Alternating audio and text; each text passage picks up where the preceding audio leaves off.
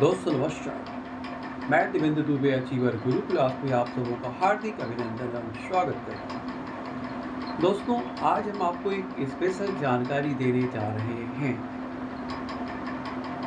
वो जानकारी है मंगल ग्रह के बारे में। किस ग्रह के बारे में? मंगल ग्रह के बारे में। ऐसे तो मंगल का जो स्वभाव है, मंगल बहुत क्रोधी ग्रह है। उसको बात बात पर क्रोध आता है, गुस्सा आता है। वो झगड़ालू प्रकृति का भी होता है। मंगल का ये सोच है या कहना है कि वो जो बात कह रहा है वही बात लोग माने, यानी उसकी बात ही सही हो, उसकी बातों को अमल में लाए। और जो उसकी बात नहीं मानता तो बुध बोल रहा हूँ, मंगल ग्रह उसके साथ दुश्मनी या शत्रुता का भाव रखता है अथवा बैर का भाव रखता है।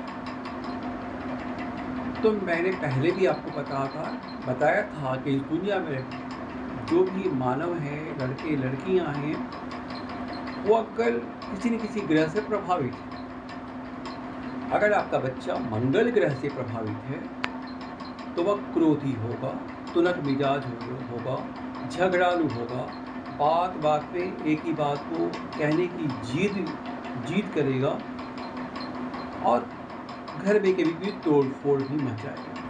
अर्थात आप खुद को खुद समझ सकते हैं कि आपका वो लड़का या लड़की मंगल ग्रह से प्रभावित है। अगर ये मंगल ग्रह कुंडली के दूसरे भाव में बैठा होता है तो दूसरा भाव क्या होता है? दूसरा भाव वाणी का होता है। वाणी मतलब अगर दूसरे घर में यानी सेकंड हाउस में अगर मंगल ग्रह बैठ गया तो वो धन तो देगा, जैसे भी करके वो झगड़ा करके धन दे, छीना झपटी करके धन दे, या जैसे भी करके धन तो पहुंच देगा। लेकिन वाणी में वो बालक यानी लड़का या लड़की कठोर स्वभाव के होंगे। क्या होंगे? कठोर स्वभाव के। उनकी वाणी कठोर होगी, हार्ड होगी।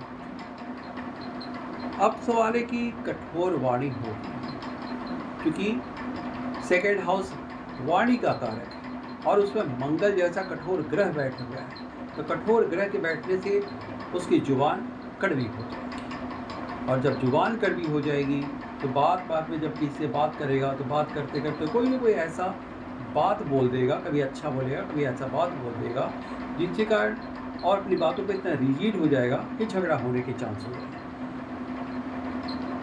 उसके बाद से दूसरा घर परिवार का घर होता है, अपने परिवार का घर होता है, अर्थात उसके पैतृक मतलब दादा दादी, उसके मम्मी पापा, उसके भाई बहन, इन सबों का घर देखा जाता है सेकंड हाउस। अगर मंगल सेकंड हाउस में मौजूद है तो उस जातक या जातिका यानी लड़का या लड़की के दादा दादी, उसके मम्मी पापा और भाई बहन, यानी ये सारा भरा पूरा परिवार होगा।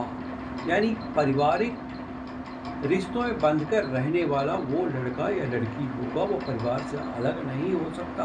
बेशक परिवार में रहकर थोड़ी बहुत तुनक मिजाजी, लड़ाई झगड़े हो जाएं, लेकिन फिर भी वह परिवार से अलग नहीं हो पाएगा। अब हम बात करते हैं कि अगर कुंडली के सेकंड हाउस में मंगल ग्रह बैठा हुआ है